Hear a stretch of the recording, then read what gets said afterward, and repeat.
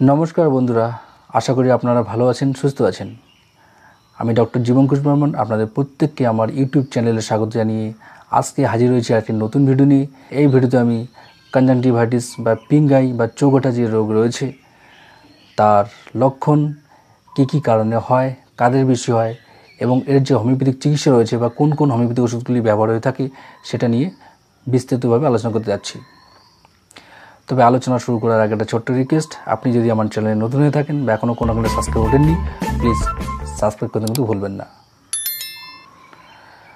তো বন্ধুরা, আপনারা প্রত্যেকেই কম বেশি জানেন যে কনজাংটিভাইটিস বা পিঙ্ক আই বা চোখ ওঠা বা অনেক জায়গায় এটাকে জয় বাংলা বলা হয়, এই রোগের লক্ষণগুলি হলো চোখ লাল হয়ে যাওয়া, চোখ দিয়ে জল পড়া, চোখে ব্যথা, চুলকানো এবং অনেক সময় মনে হয় চোখের মধ্যে কিছু পড়ে আছে যেটাকে বলা হয় গ্লিটি সেন্সেশন।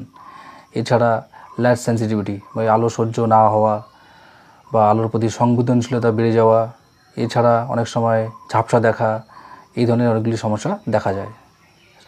তো যাই হোক, এখন আমরা যদি কারণগুলো নিয়ে আলোচনা করি, তো আমাদের যে কনজাংটিভাইটিস বা পিঙ্ক আই বা চোখ ওঠা যাই বলুন, এর পেছনে কিন্তু অনেকগুলো কারণ রয়েছে। অনেক সময় ইনফেকশন থেকে হয় এবং ইনফেকশন সাধারণত দু প্রকার হয়ে থাকে, ভাইরাল ইনফেকশন এবং ব্যাকটেরিয়াল ইনফেকশন। এছাড়া অ্যালার্জি ঘটিত কারণে অনেকে কনজাংটিভাইটিস হয়ে থাকে। তাছাড়া অনেক সময় কেমিক্যাল সাবস্টান্সেস আমাদের আই কন্ট্যাক্টে বা চোখের সংস্পর্শে কোনো কেমিক্যাল দ্রব্য এসে থাকে, তখন কিন্তু এই সমস্যাগুলি দেখা যায়। তো এই প্রসঙ্গে জেনে রাখা দরকার, কনজাংটিভাইটিস যখন ভাইরাস ঘটিত কারণে হয়ে থাকে তখন যে ডিসচার্জ বা চোখ থেকে জল পড়ে আসে সেটা কিন্তু পাতলা হয়ে থাকে। আবার যদি ব্যাকটেরিয়াল ইনফেকশন হয়ে থাকে সেখানে কিন্তু চোখ থেকে যে ডিসচার্জগুলি বেরিয়ে আসে সেটা কিন্তু অনেকটা গাঢ় টাইপের হয়ে থাকে, অনেক সময় ইউলিশ, অনেক সময় গ্রিনিশ এই ধরনের হয়ে থাকে। আবার অ্যালার্জি থেকে যদি আপনাদের কনজাংটিভাইটিস হয়ে থাকে তো সেক্ষেত্রে চোখ লালের সঙ্গে সঙ্গে হাঁচি থাকবে, নাক দিয়ে জল পড়বে, এই ধরনের লক্ষণগুলি কিন্তু সাধারণত দেখা যায়। তো বন্ধুরা, এখন আমরা জেনে নেব কাদের এই লক্ষণগুলি বেশি হয়।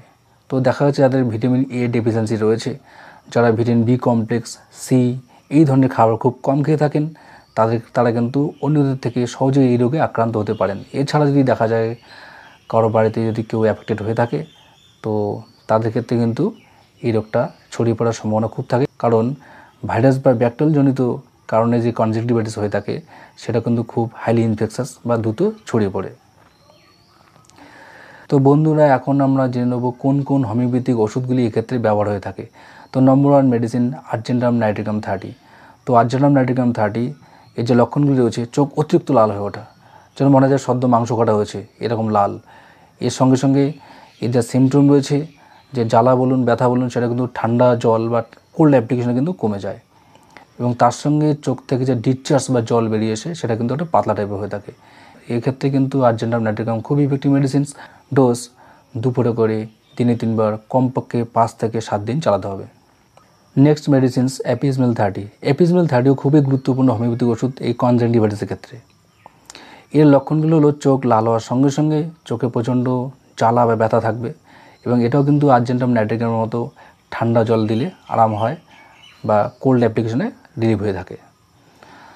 তো তার সঙ্গে সঙ্গে অ্যাপিজমেলের পেশেন্টদের মধ্যে কিন্তু জল পিপাসা খুব কম থাকে। এক্ষেত্রে অ্যাপিজমেল 30 দুপুরে করে দিনে 3 বার, কমপক্ষে 5 থেকে 7 দিন চালাতে হবে।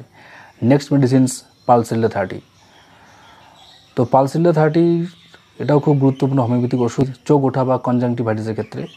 এর লক্ষণগুলি হলো চোখ দিয়ে জল পড়ার সঙ্গে সঙ্গে যে ডিসচার্জ বেরিয়ে আসে সেগুলো অনেক সময় গ্রিনিশ বা ইয়েলোইশ হয়ে থাকে।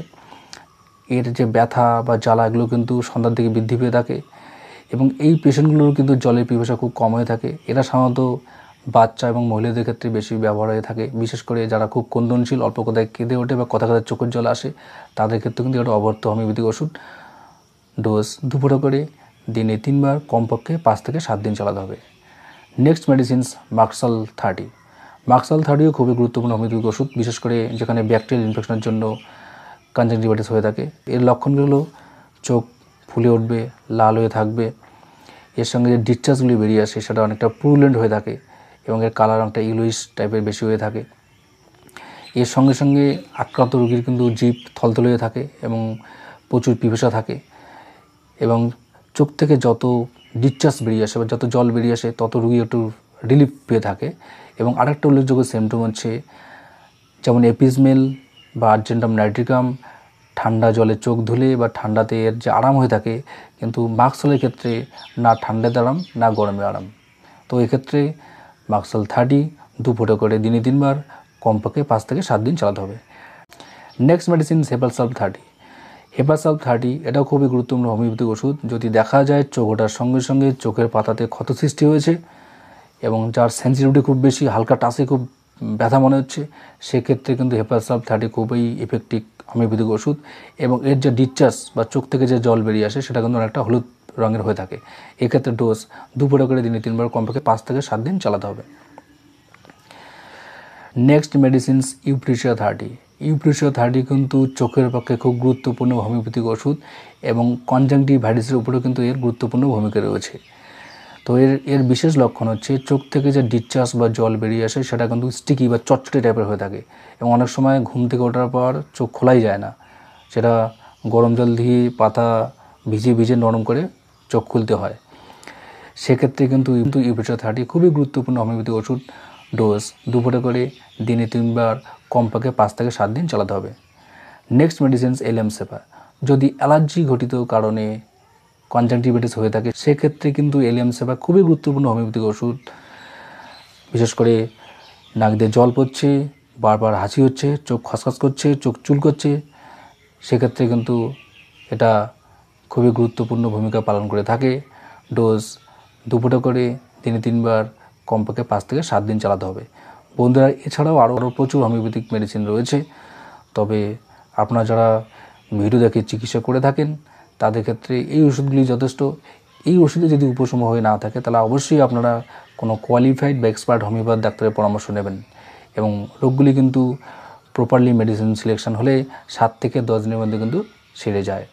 এবং তার সঙ্গে সঙ্গে আমরা একটা অ্যাডভাইস দিয়ে থাকি যে আপনার ওষুধ খাওয়ার সঙ্গে সঙ্গে আপনি অবশ্যই ভিটামিন সি জাতীয় খাবারগুলো খুব বেশি খাবেন, বিশেষ করে সাইট্রেট জাতীয় ফল, লেবু, মৌসুম্বি, কমলা লেবু এগুলো খুব খাবেন।